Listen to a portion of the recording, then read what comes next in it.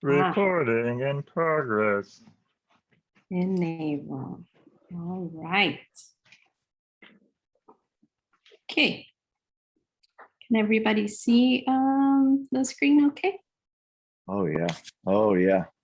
The thing on the bottom left, oh my God. Amazing. Last week. Okay, everybody. Welcome to module 2 again. We started last week on Thursday, looking into circuits and how we apply the new tools that we learned in module 1 of linear algebra to circuit analysis, and especially on how we can form algorithms to teach a computer to analyze circuits for us. Because we, in the future, will be thinking about new circuits as opposed to doing a lot of the analysis that we're going to learn here. Okay, all right. So last week, what did we learn last week? Last week, we were first defining some of our circuit elements, and we were really going methodically describing each element and how we would represent that element. And we also looked at some of the rules that we have to follow when we are doing circuit analysis. So first thing we did was to define that we can represent circuit elements just like a box where we have a voltage across that circuit element that we were calling V element. And we also define that there is a current flowing through this element that we define as current element. We also looked at a very important rule that tells us that if we have this element, which can be whatever we decide that it is, and we have defined the voltage across this element like so, we can represent the current going into the element where the positive sign is, or we represent the current in the element going out of the element through the negative where the negative sign is. What was that called?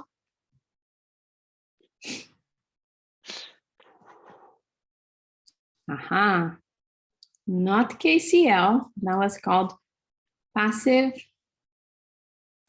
sign convention. Thank you. That's right. So that's very important. As the circuits become more complicated, they will not be complicated for you because you will follow all these rules and not get lost. This is a number one thing to not get lost. Okay. Now, and today we will practice this. We also saw and defined several elements that by symbol and also how we characterize these elements. So we saw that we had an element that was called resistor. We looked at a voltage source. We looked at current sources. We also looked at open circuit, which will become useful. And we also looked at wires, right? Those were the elements that we defined. We looked at rules. One of the rules somebody has already written there. So we looked at two rules. One was KCL. What was KCL telling us? That was the current law. That's right. And what does KCL tell us? It says that if I have a node, and a node is where I have two elements connecting, the current that goes into that node has to be equal to the current that goes out. That means we're not creating current here, so the currents have to equalize. And the other rule that we looked at last class was KVL. what was that rule?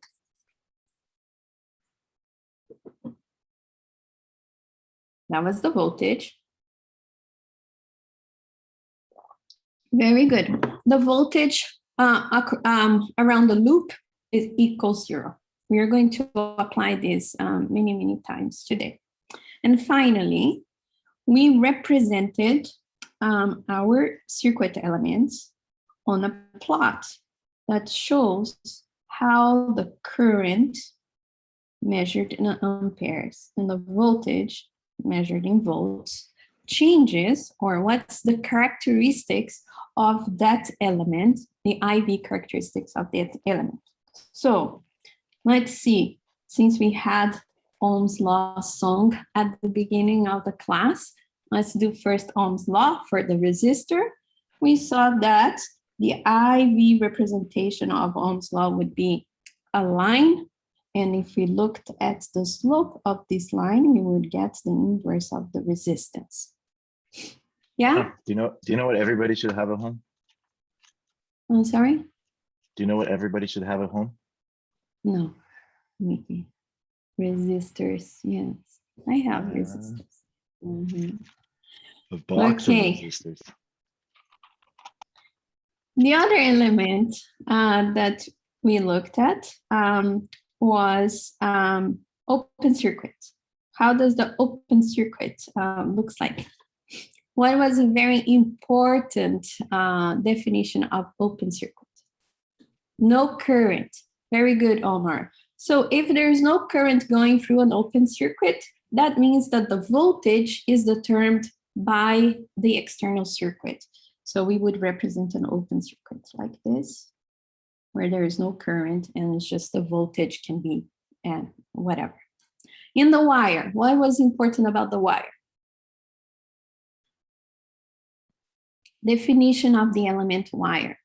That's right. There was no voltage drop in the wire, and the current could be set by the external circuit. So the representation for the wire was a line running through here where there's no voltage, and the current could be whatever the circuit is giving us. Very good. And then the two final ones, the current source and the voltage source, means that we have a fixed amount that we will know, either a voltage that's provided by the voltage source or current that's provided by the current source. So we would represent, let's pick here another color, we would represent the voltage source. Oh, no.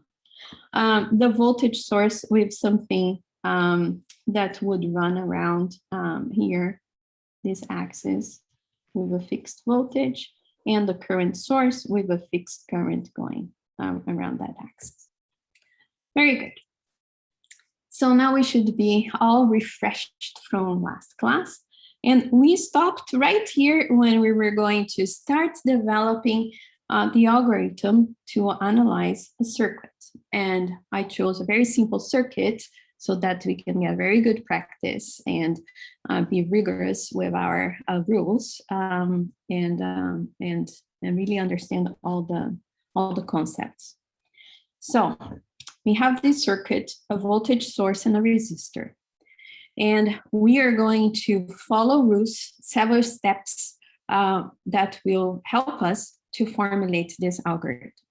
So the first step was we need to find all the currents through the elements and the potentials. So what would be our inputs? So first thing that we should find is all the elements that we have here. And the elements, I'm going to mark them here. We have a wire. We have a resistor. We have another wire, and we have a voltage source. So we have 4 elements in this circuit of all the elements that we defined last class. Now we are going to define the potentials. The potentials are always going to be the potentials in each element. So where the element starts and where the element ends, we are going to have a potential. So I will start here on the upper left corner by saying, okay, here I have potential 1, potential 2, and here across the resistor, potential 3, and here potential 4. What else we have to define? Current. So current, we are going to have, let's say, a current going out of this element. And we have the voltage. So let's go back to voltage definition.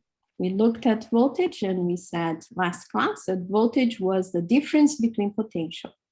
So if we look at this part and this part of this element, there is a potential difference, and the voltage will be the difference of these potentials. So let's define this voltage in that element, and we are going to say, okay, there is a voltage across this element, which I'll call V element 1. Okay, so this voltage across the potential is going to be, by definition, the difference between the potential across this element. So V element 1, we are going to write as potential 1 minus potential 2, and that's the difference of potentials across that element, our voltage definition. All right, but this element 1 is a very special element because it's a wire, and we just refreshed our minds here about the wire. What's interesting about the wire? What do we know about the wire? Voltage and current in the wire. Voltage doesn't change, no voltage, exactly.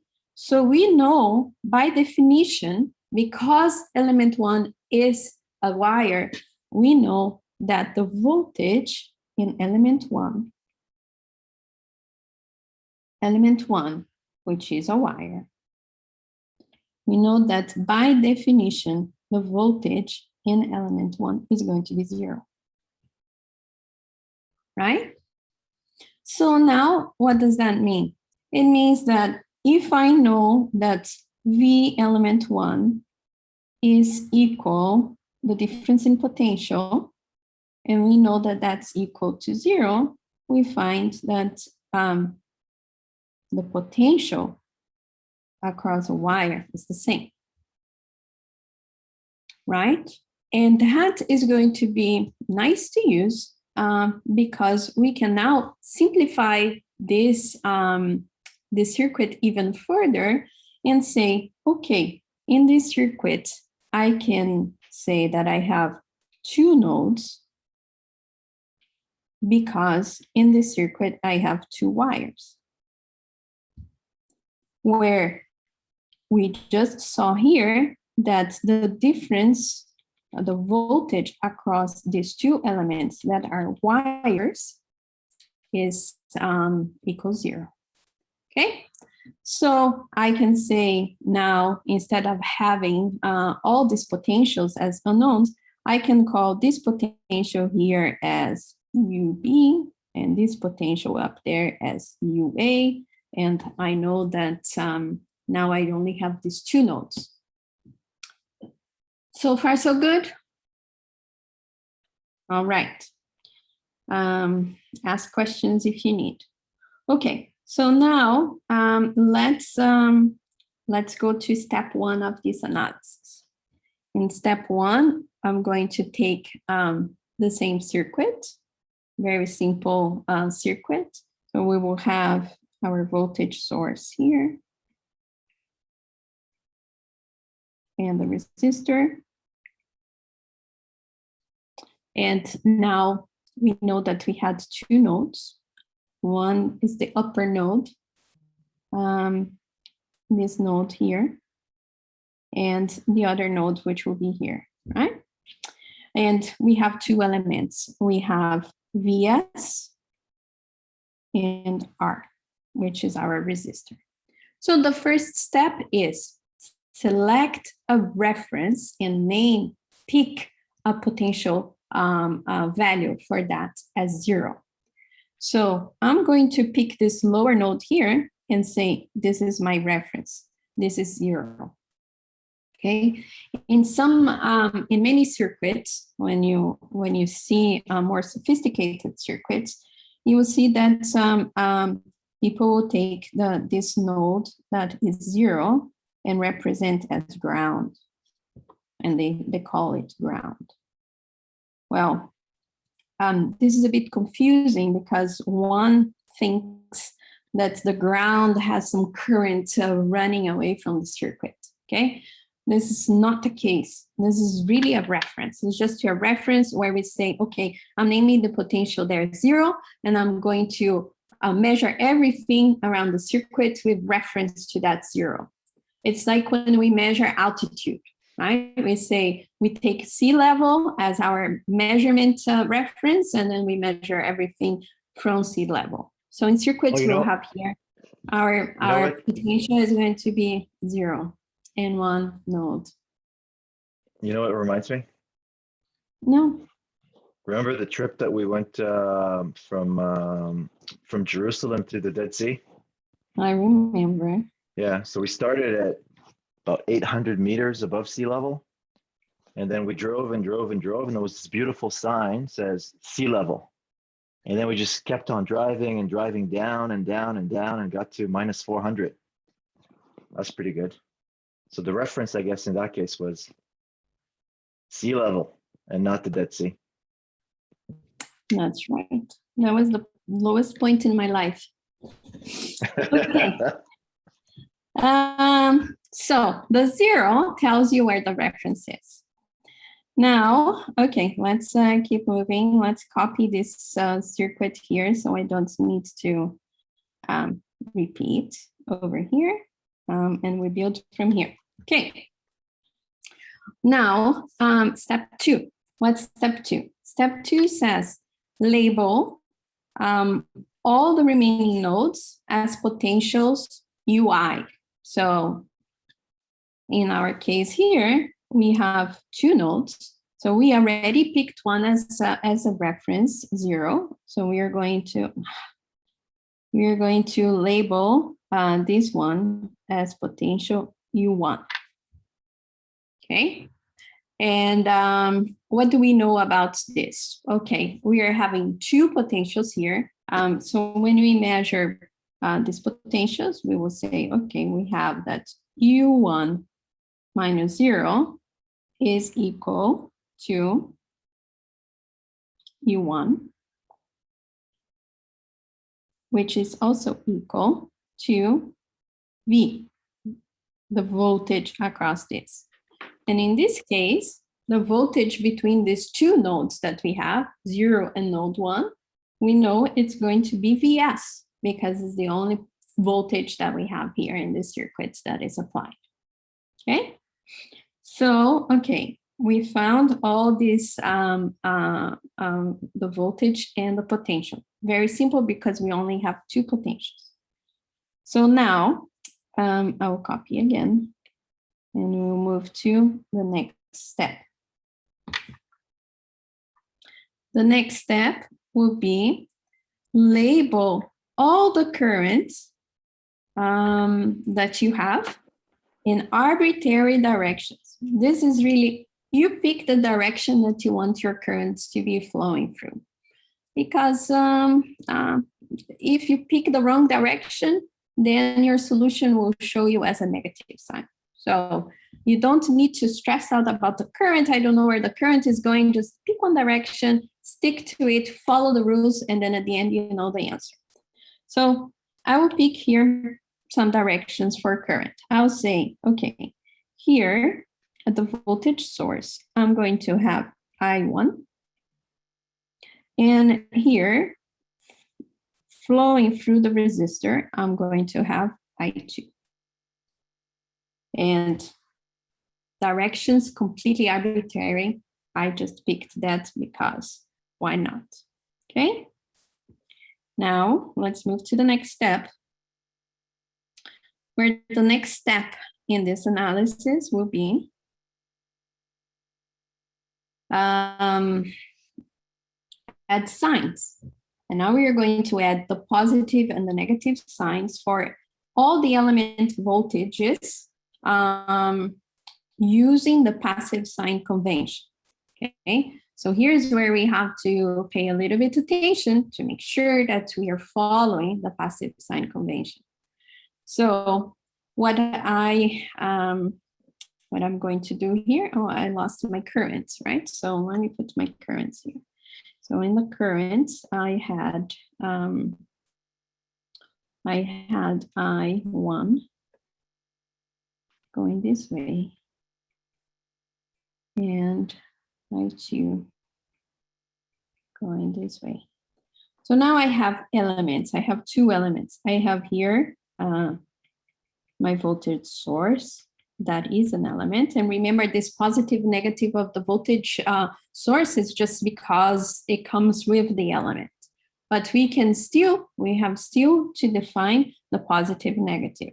So I have current coming out of the voltage source in that direction. So following the sign convention, I know that the current is going through the negative.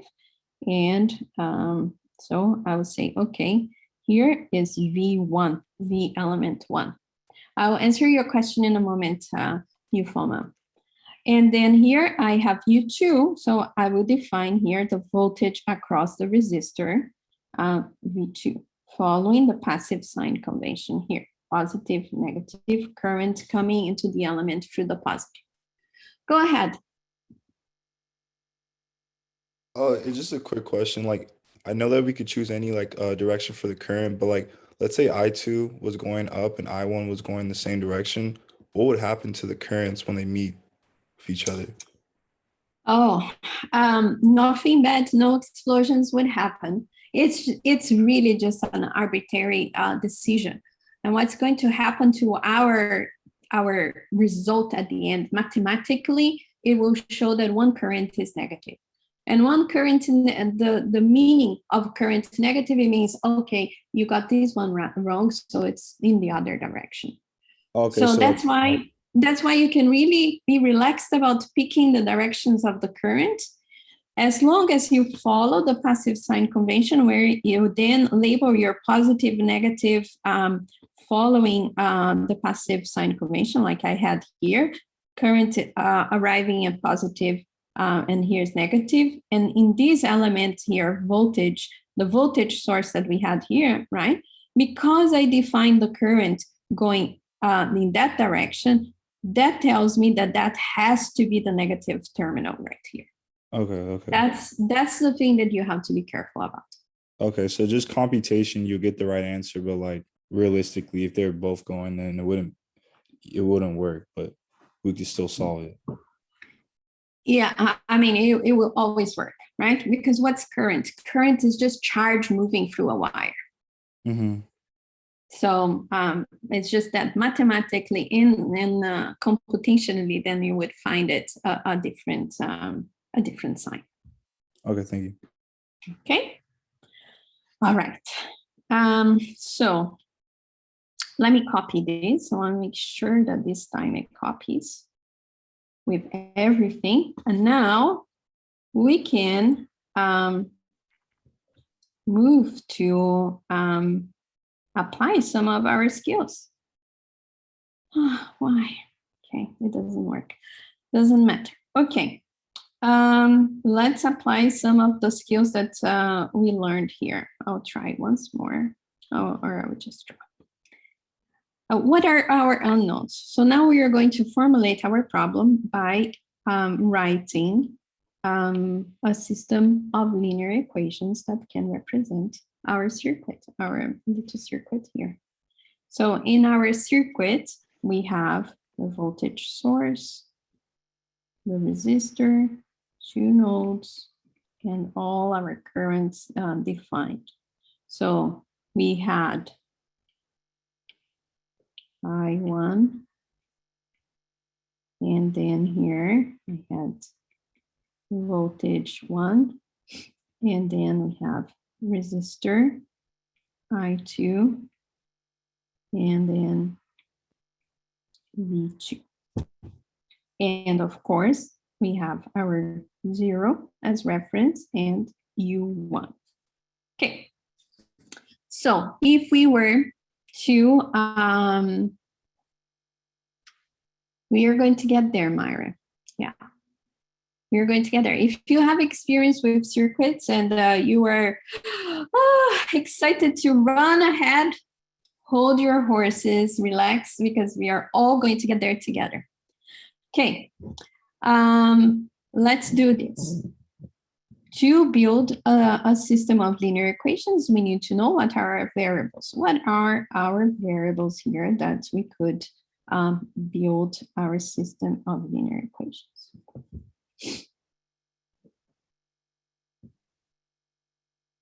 What are our variables? What are the unknowns? Mickey doesn't know. The currents, that's right.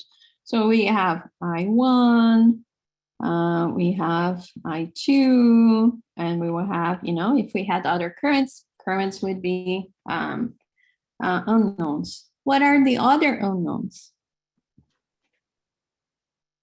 Oh, yes, U1, that's right. We can also build our system of equations for the potentials, that's right. So we have U1, we have 0 as the other potential, so we would build here U, and how many variables here? So just this very simple system. So here is our vector of our variables. Step 6, what will be the step 6 of our system of linear equations? Now we are going to apply the rules of circuit. So we will use the 2 rules that we learned. We will use KCL, the current law, and try to fill up the matrix now, right? So if that's with our circuit, let me copy my circuit now, it should work because it's all drawn.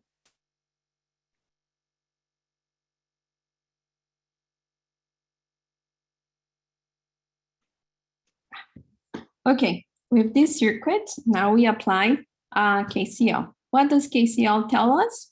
It means that the currents going through the nodes, the current coming through the node is the same that goes out. So let's start here for U1. If we look at here at U1 and we want to apply KCL, what would we say? We have to say that I1 has... Anna? There's a question about what's the variable and what is not. Is R a variable? Is... Oh, okay. Oh, good question.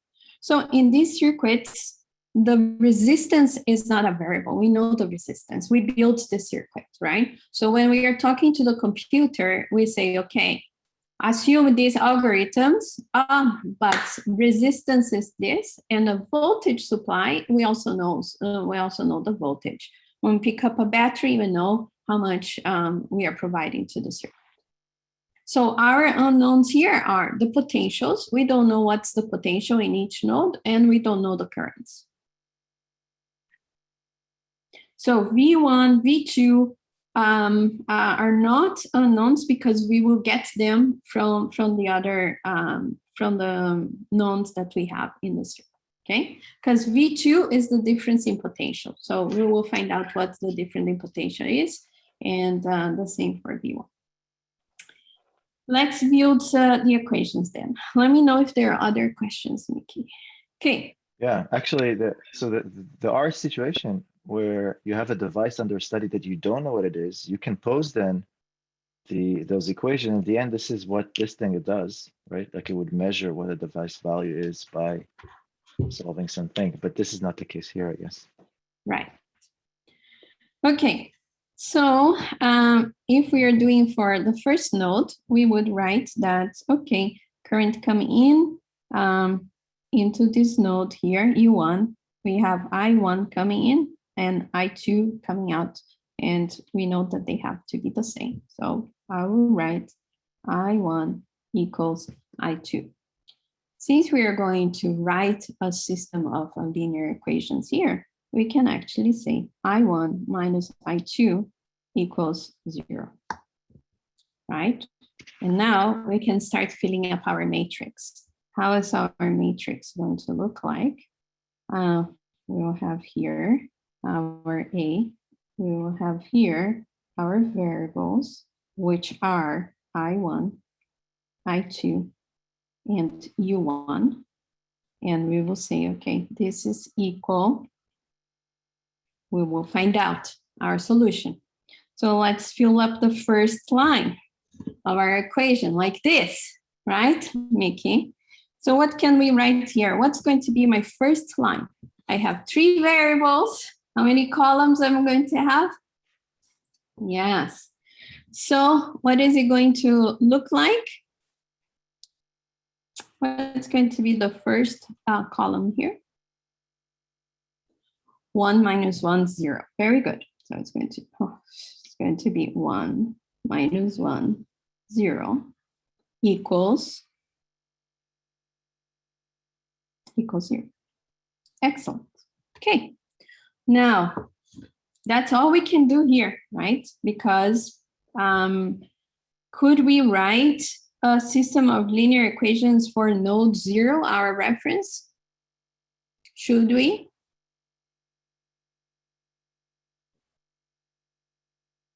No, right? You learned from Mickey that you need linear independence, right? So if we were to write a system of equations, okay, you would have more, but what we really need is the number of nodes minus 1. That's all we need. So since here we have 2 nodes minus 1, all we need is one system of one equation here for KCL. All right, let's move on to our next step. What's the next step going to be? The next step, we are going to use the current voltage relationship, the characteristics, for all the elements so that we can fill up this matrix. So let's use all the definitions, the current voltage definitions that we learned so far for the elements. First, let's start with our voltage element. So the voltage elements that we have, our voltage source, what do we know about the definitions of voltage elements?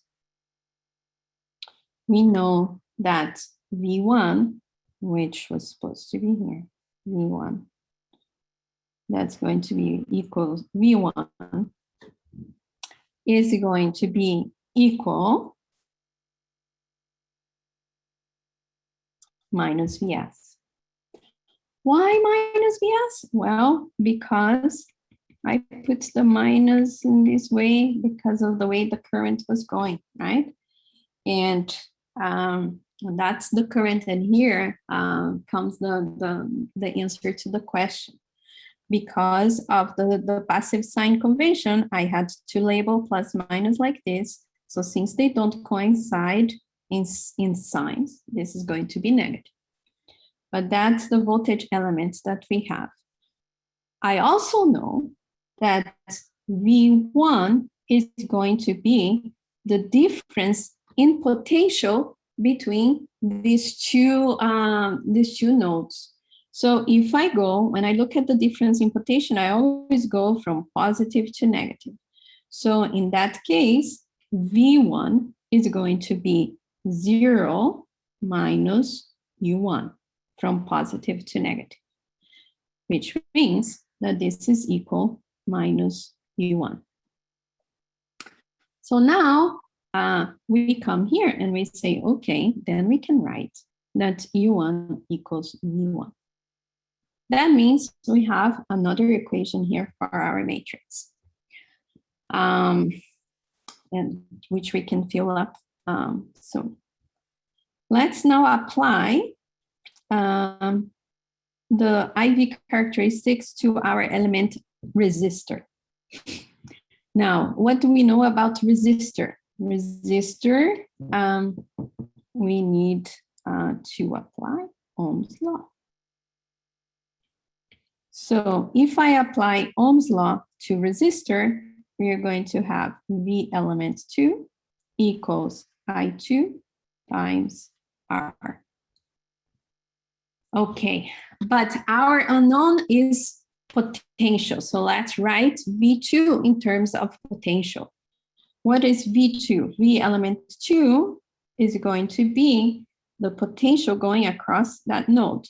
So we are going to measure from positive to negative around this node. So V2 is going to be equal U1 minus 0.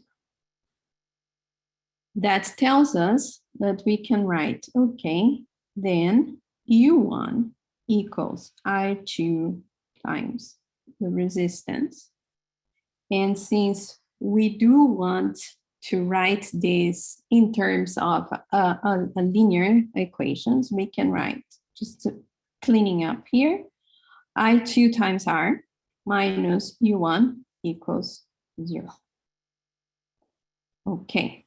Anna, I think you might have made a mistake with saying U1 equals V1. It should be U1 equals negative V1 up in the red.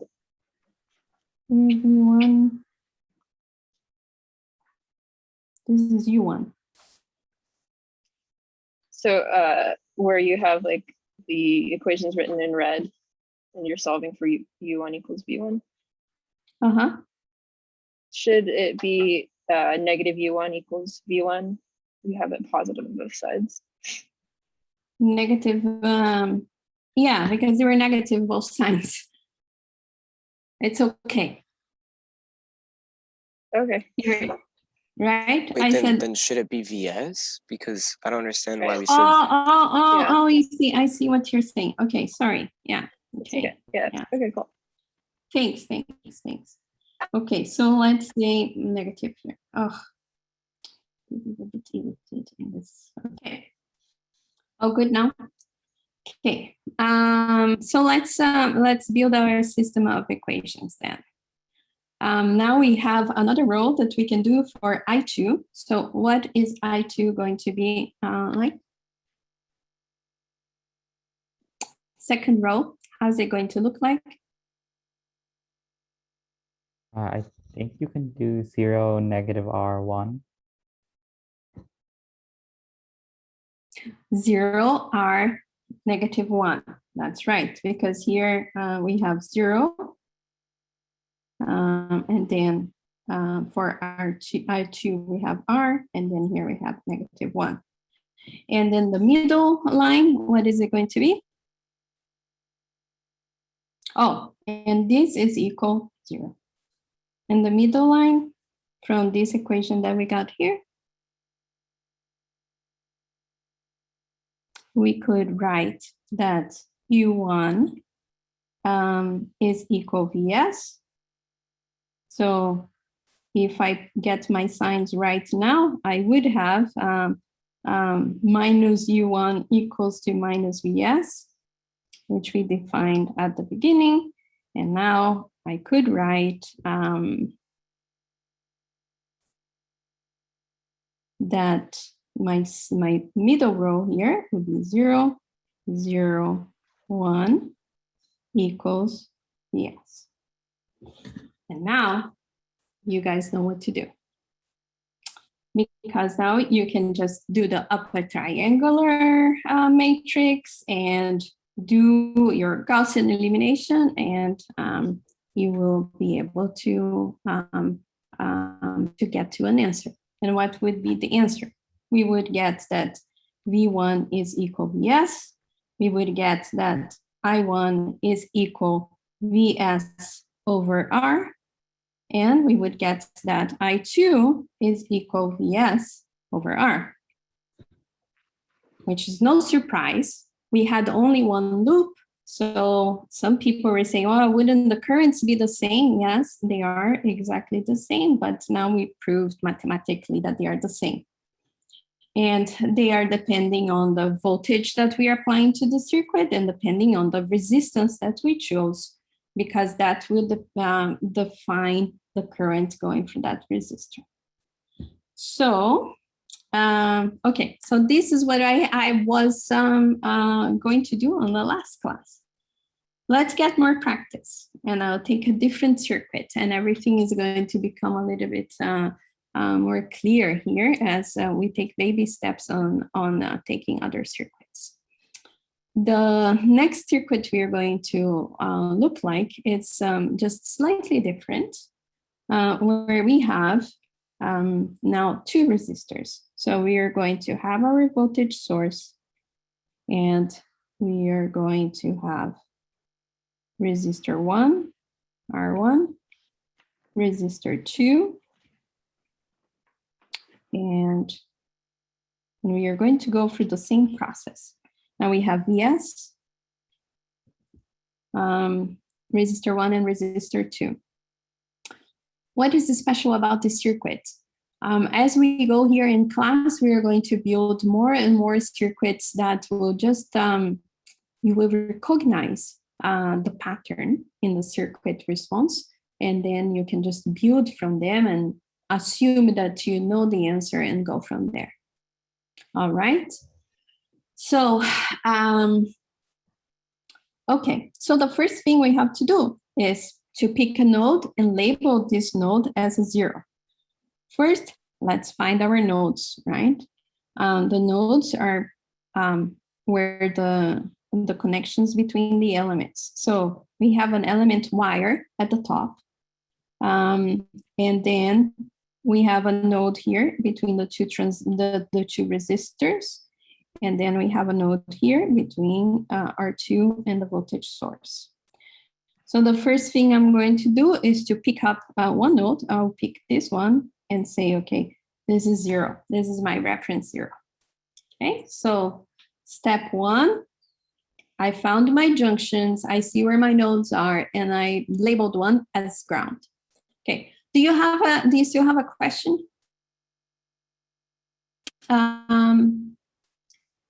Nitohan, do you want to unmute yourself? Yeah, so in the first circuit analysis we looked at, we had like 4 nodes and 4 different potentials, and then We had the second 4 circuit analysis, elements. 4 elements. And then so in the second one, we only used U1 and 0, right? So I was wondering, why is that?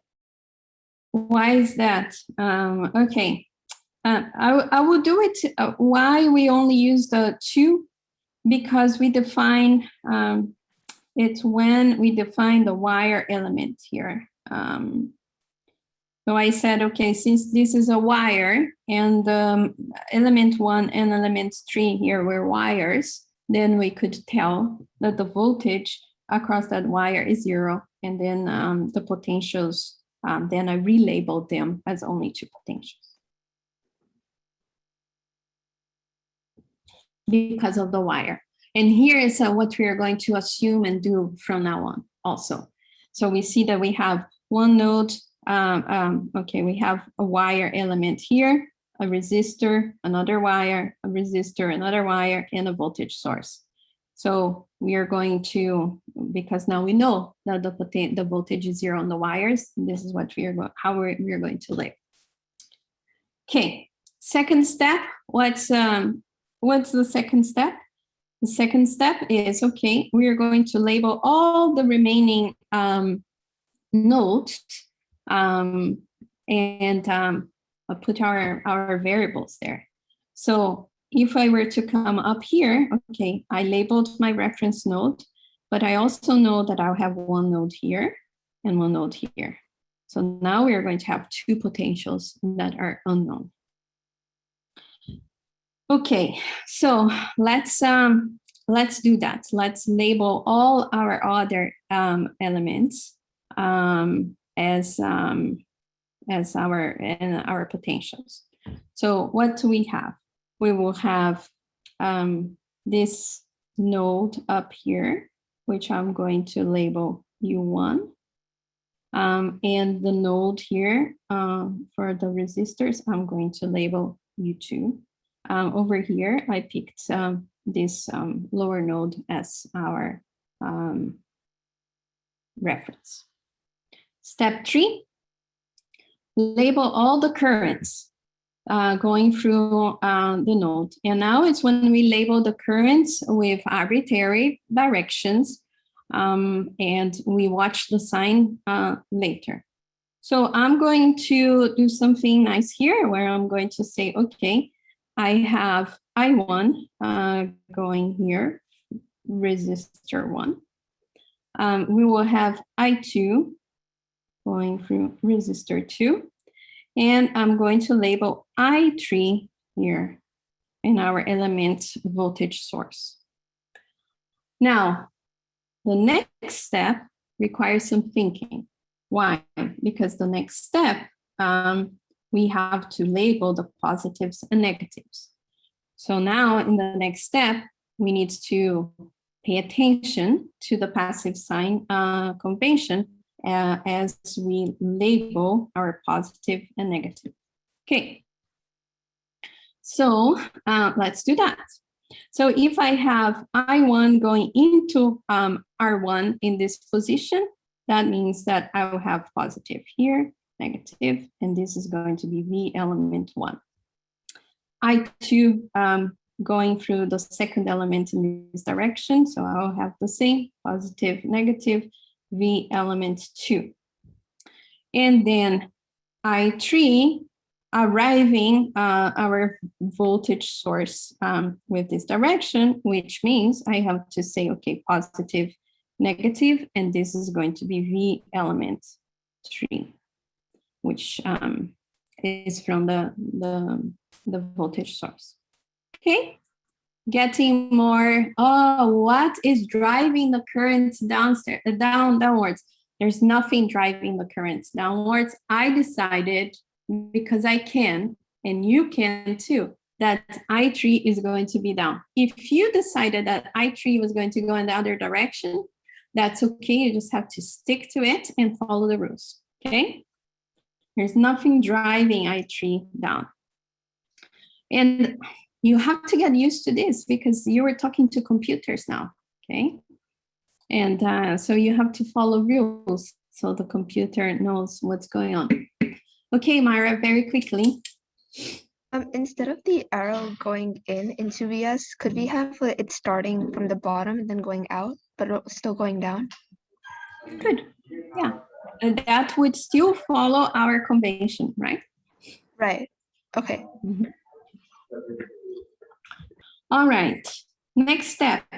Now we are going to set up the relationships.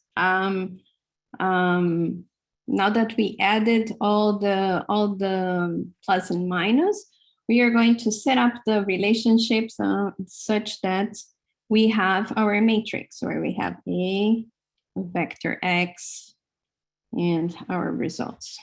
Okay, so the first thing is to identify our unknowns. So our vector X is going to be our vector of the unknowns. What are our unknowns in this case?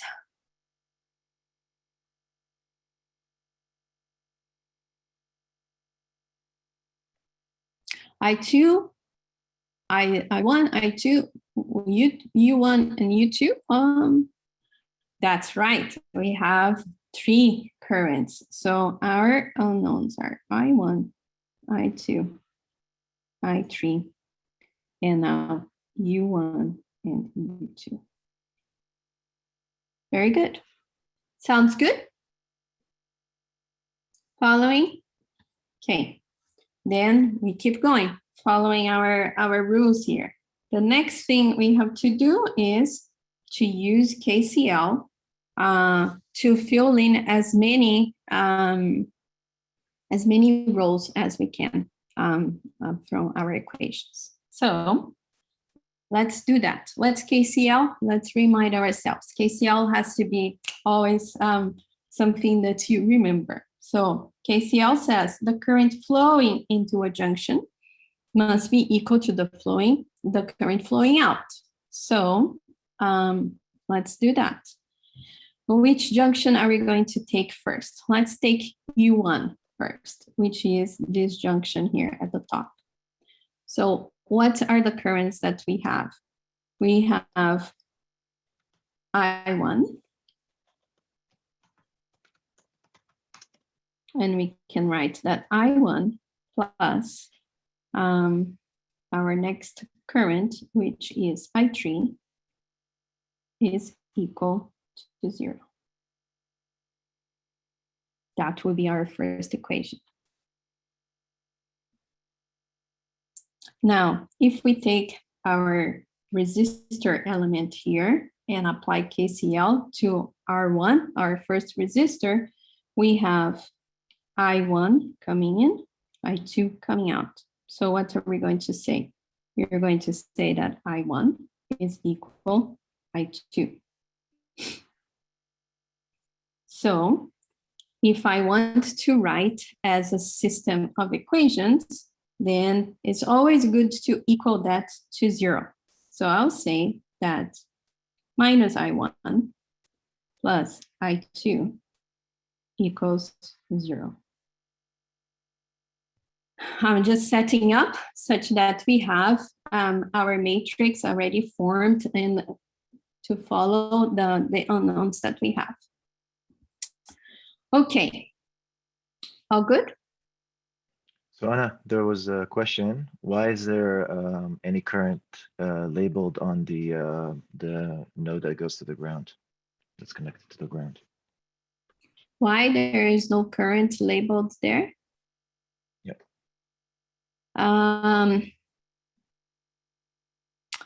Because that node is connecting R2 and VS, right?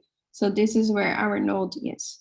So we have R2 and we will have the difference in potential between this U2 and 0. So this is the current that is flowing through there. All right, good question. And we always label our currents through the elements that are not wires, right? So I labeled the current going through I3, which is the voltage source, the current going through the resistor, and the current going through the other resistor. That's what I labeled, the elements, non-wired elements. Good question. All right, thank you, Miki. Next step, now we are going to use the IV characteristics to fill up the rest of our equations. So how do we do this? We take the elements definitions. If we have a resistor, we apply Ohm's law and we look at the potentials because the potentials are our unknowns. So Ohm's law to get our currents, and then put elements definitions, voltage definitions to get our potential. So let's do that for the potentials now. So if I go to element 1, I'm going to be looking the difference in potential going from here to here, positive to negative. So I can say that, or I should say that V element 1 is going to be equal what?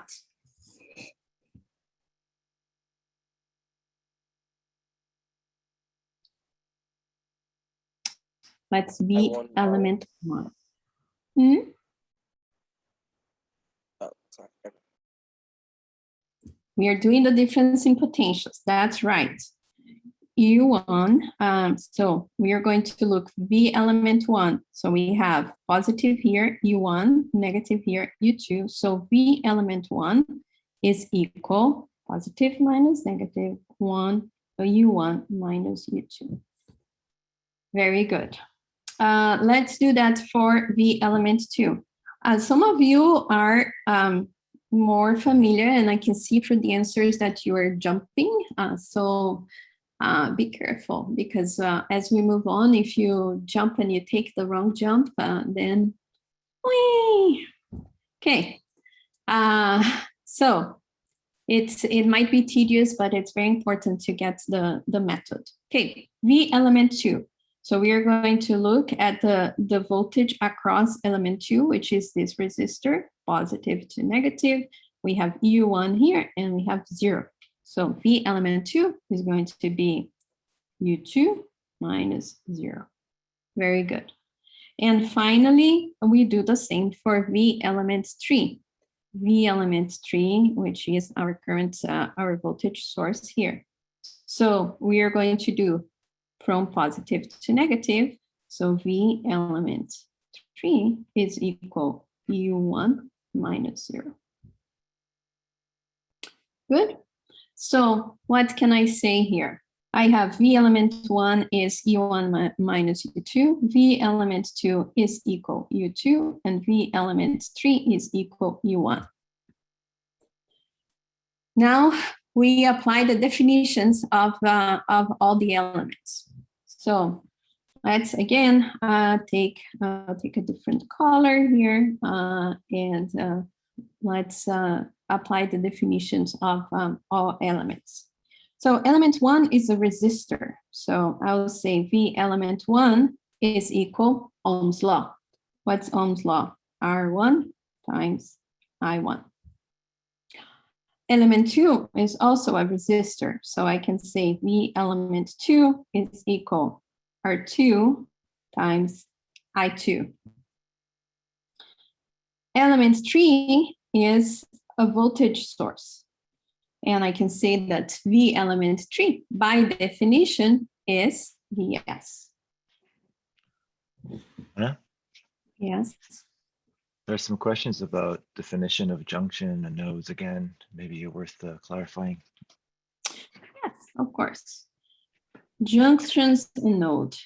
A junction is any connection, any junction. So if I had in the first lecture, we had an LED and a resistor right here where I connect these two, this is a junction. Inside the resistor, there are lots of materials, junction. Inside the LED, there are materials, junction. This is a junction, is where materials meet, where two different things meet. What's a node is what's in between the elements, okay? So in our case here, what are our nodes? Let's highlight the nodes again. I have one element here, and then I have another element here. So this is a node, okay? What is my second node? One element here, another element there, between the two resistors. And what's my next node that we are analyzing here? It's between the voltage source all the way to the resistor. Those are my nodes. I have 3 nodes in this. More clear, Darren? Hi, yeah, sorry, Professor. Oh, don't be I'm sorry. really confused, like just how current 1 plus current 3 is equal to 0. Like if it's 0 coming from that side and then we have a ground on the other side, is there still current at all going through our system, or? There's you were trying to understand the current, the physical things. Here we are forming an algorithm, and maybe that's where the confusion is coming. So when you're forming an algorithm, we are following rules. First rule is label your currents. I label the currents. Then the other, find your nodes. We found the nodes. And now we're just writing the equations that are going to give us some indication of where the currents are going. And then we will find what the currents are when we have the values of voltage and resistance. So it's just a definition. Don't try to understand the physical aspects yet. We'll get there.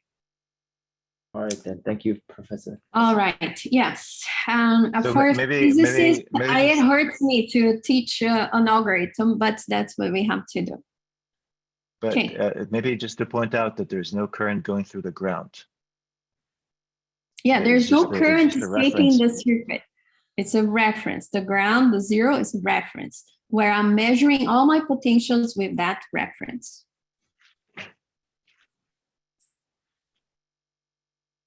Okay, one more question.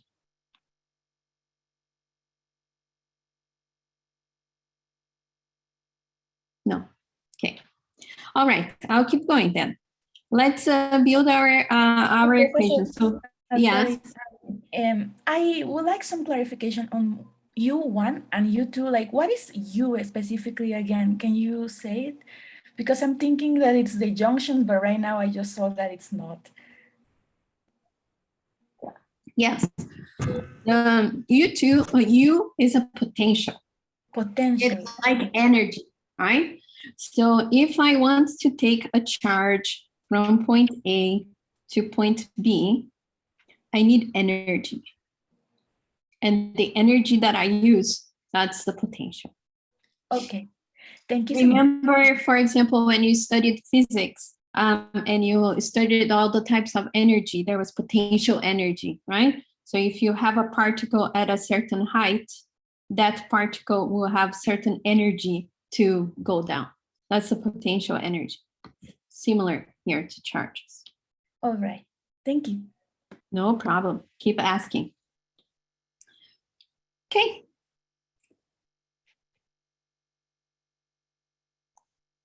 Shall I keep going? All right. So put your hand down if you don't have questions. Physics. Physics are the best. Yeah. Well, we will teach you some. Okay, now I'll go back to my definitions of my elements. I'm teaching the computer what this is all about. Remember, this is not how people do circuits. This is how computer understands circuits. So element one, a resistor. If element one is a resistor, I'm going to write down here.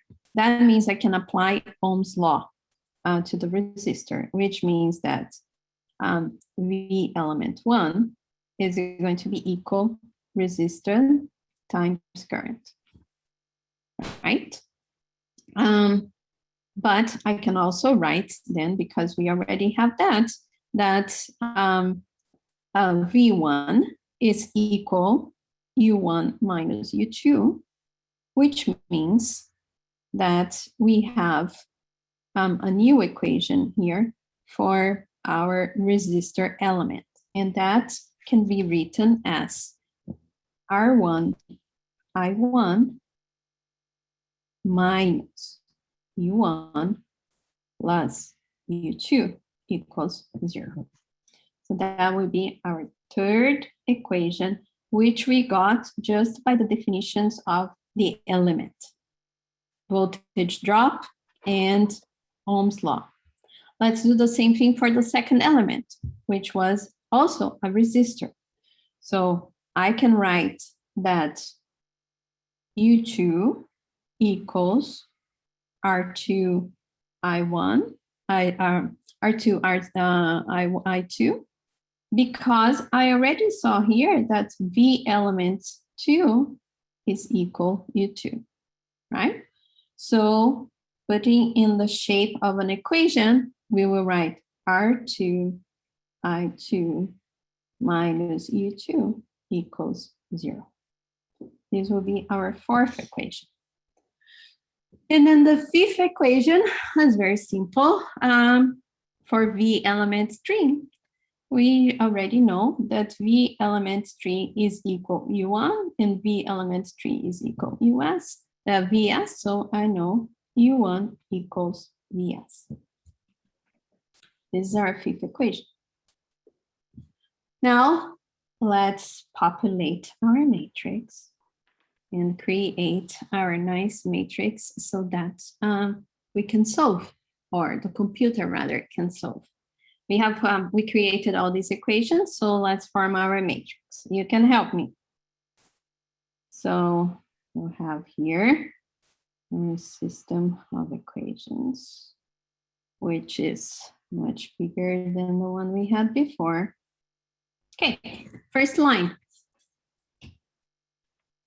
Let's put our vector there, where we have I1, I2, I3, U1, potential 1, potential 2. So what would be the first line? 1, 0, 0, 1, 0, 0. That's correct. 1, 0, 1, 0, 0 equals 0 from our first equation. Everybody sees where this is coming from? Okay. Second line. Minus 1, 1, 0, 0. Very good. Minus 1, 1, 0, 0, 0 equals 0. Third equation.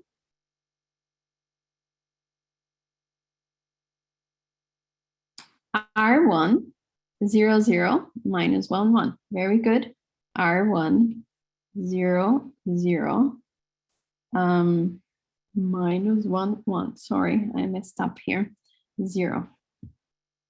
Fourth,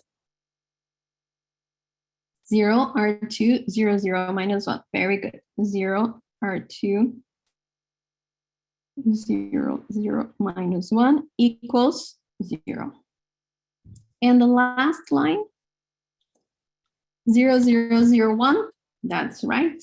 0, 0, 0, 1, 0 equals yes.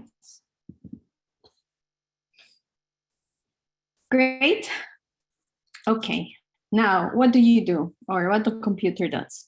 Applies Gaussian elimination. You get to a set of equations that you can then solve. I'll give you the solutions. You will find that I1, and when you're studying to the midterm, you might want to do this, right? Since it's a tool that you need to know. So, okay, so I'll give you the solutions. I1 equals Vs over R1 plus R2. Anybody wants to guess what's is I2?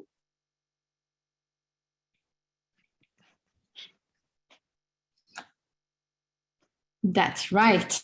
Same thing. It's going to be Vs over R1 plus R2. What's I3?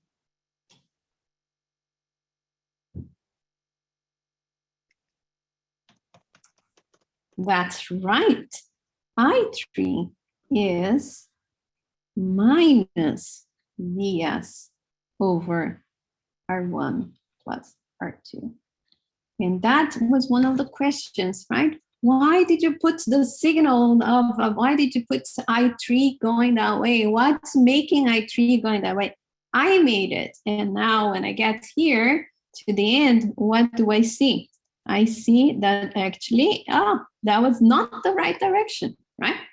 So that means that I3 was in the other direction. So that's why I said, don't worry, the solution will come out correctly at the end.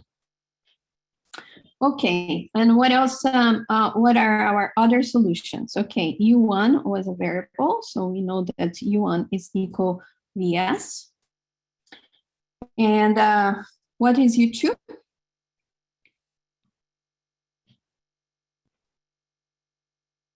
U2 is going to be R2 over R1 plus R2 times Vs.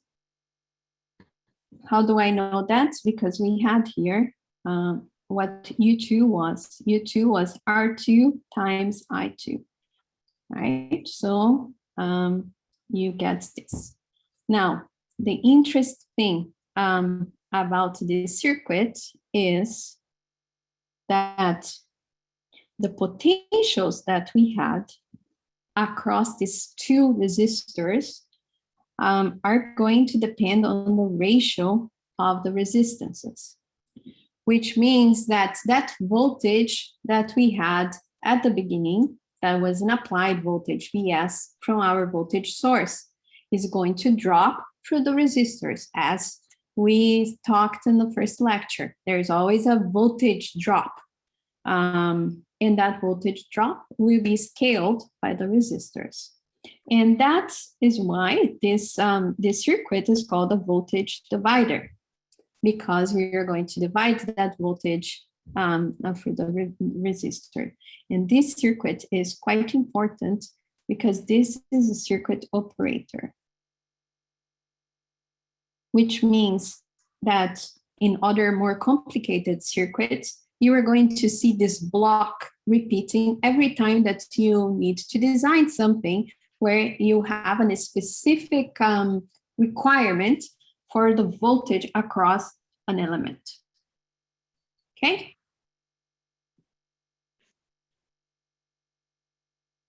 Questions? All right. If you have a question, ask now. Otherwise, I'll keep going. Professor, how did you get the value for I3? The value for I3 is when you solve the system of equations, you will get this relationship. You have to do the Gaussian elimination, which I highly recommend you to do. Oh, okay. Thank you. Because that will help you study. Okay, one more question.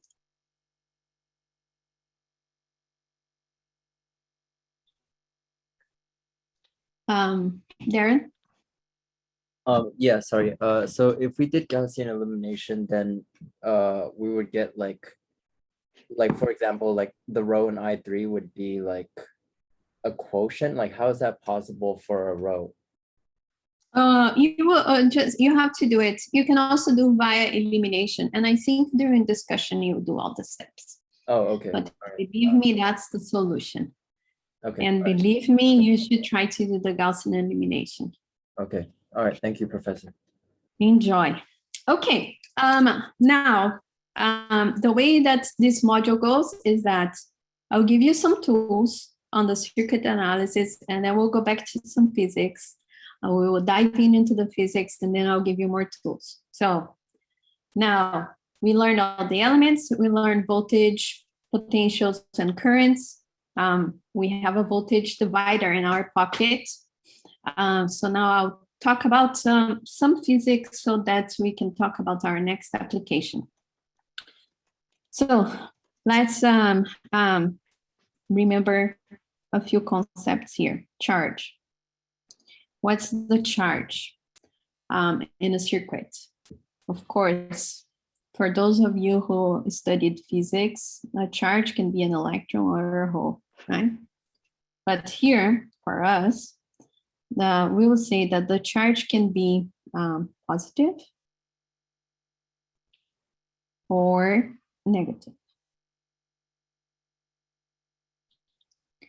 And the basic is a basic element of electrical flow, right? So when we're talking about current here, we are talking about charge moving, charge flowing. What's the unit for charge? C. C for Coulomb. That's right. That's the unit for charge. Why do I care about units? Because units can save you. All right. So then, now that we remember that charge can be positive or negative, and it's really flowing through our circuits, we define current.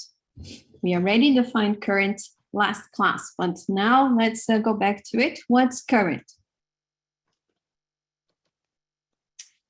Current will be the net amount of charge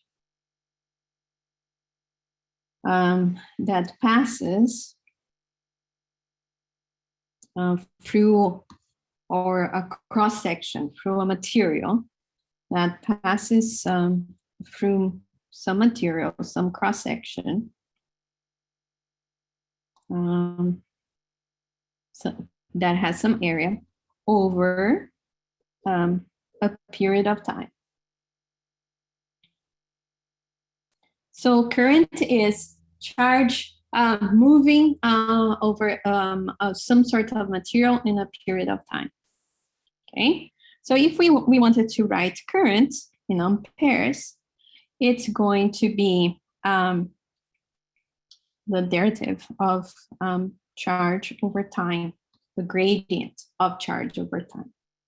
So since we know that current is measured in amperes, and we have current that's measured in Coulomb, and we have time that's measured in second, right? Okay, that is important to know physics now to understand or remember. Always check your units, okay? All right, next quantity, potential. Since we even had a question about potential, so I'll go back to potentials. Potential, we are measuring exactly what I wrote before. the energy that it takes to move a charge. Can be an electron, can be a hole. If you want to learn about this, you can take some classes, the 130 classes. From point B to point A, it will take some energy. These points will have potentials, and the difference between these potentials will be our voltage, which will represent the energy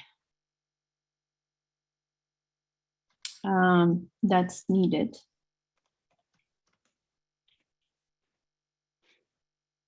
to move a charge from those points, okay? Now, in order to measure this energy, we need a reference, right? And that's what we have been doing in our circuits. We have chosen one of our nodes to be 0, to be our reference. And we measure everything with respect to that measurement, to that reference. So here's what I'm showing, the example of altitude. So if I had sea level here, and I'm going to say, okay, the height of this mountain is from the top to the sea level, that is one measurement. But in the case of the Dead Sea, as Miki explained, that we took a trip to the Dead Sea, actually, there was more beyond our reference. So there was this different potential here, beyond our reference, where the total height was actually the sum of both. Same here for voltage. What are we doing? We are applying a voltage across a circuit, goes positive to negative as shown here. But that total voltage is then distributed or dropped across these elements that we have at the circuit. So we look at the potentials that we have going through every element that we have, and then we define the voltage here, which is the energy that it takes our charge to go from point A to point B. The energy that it takes for our charge to go through the elements that we have. Okay? All right. More definitions. Things that we hear all the time and don't think about. We have resistance, we have resistivity and conductivity. All of these parameters are related to the materials that we choose. So depending on the material that we are working on, we are going to have a defined value of electrical resistivity, and we will have a defined value of conductivity. One is the inverse of the other.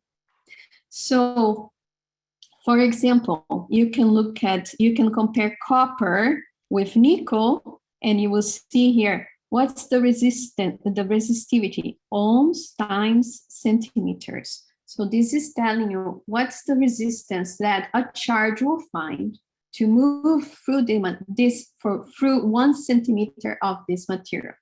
Okay, so we will see that the charge will find more resistance to move from 1 centimeter of nickel than 1 centimeter of copper, right? That's the gut feeling, that's the physics of this. We know that then the resistance, all materials will have resistance. So all conductors, when we have a conductor and we have and we call it a wire, it's never an ideal wire, right? Because all materials have some resistance. So in some of our models, we are going to take this wire or this material that is a conductor and model that material as a resistor, because right here we see that all materials have some resistance. Okay, and this is a perfect time to stop, because then in the next class we can start our second lab which will be the application that we use these circuits that we have seen so far, which is a touch screen. Okay, so I'll pick up from this on Tuesday. Bye, thank you. Okay. Thank you. Thank you. Thank you. You're welcome. Have Are we a at- good time. Can we ask like a Be good people out there. professor? Yes. Sorry. So like when it comes to like the circuits, like how do you know which equations to form with which? Like when I do these problems, is it going to be very systematic, or is it like some of it's going to be based on like, because I noticed that like Oh, I have been trying to be systematic too, at the risk of looking boring, right? So it's very systematic here. Mhm. What's the equations that you're going to apply? If I have a resistor, what do I know about resistor? I know Ohm's law. Mhm. So I apply Ohm's law. Mhm. And I know the definition of voltage drop. So once I define the voltage element and I have some potential in each branch here of my or each node of my circuit, then I apply the definition of voltage. Mhm. That's So that- all I have been doing. Always Okay. definitions, definition of voltage and Ohm's law, definition of voltage and Ohm's law, Mhm. KCL and Ohm's law. Okay. And like if there's no resistor, right? And you're still like using the equations, because I noticed there's like you had some of currents and some of voltages. Like if there's a voltage drop, like or anything, and there's no resistor, then you just don't apply Ohm's law. You just use like That's right. Ohm's law is only for the resistors. Okay. Okay, thank you. But I always apply KCL, the current law. So if I have current 1 here, going out of a node, current 2 going out of a node, then and current 3 coming this way, then we apply the KCL, right? Okay. And we say, okay, all these currents are equal 0. Okay, so like through practice, I'll eventually like see the patterns of like the systematic way. Yeah, practice. Just like riding a bike. Practice, practice, practice. Follow the rules. Wear your helmet. Mhm. Keep going. Thank you. Thank you. All right, no problem. You're I have welcome. a We will really go to office hours. Oh, So okay, okay. switch Zooms and then we go to office hours. Okay? Okay. Thank you, Bruce.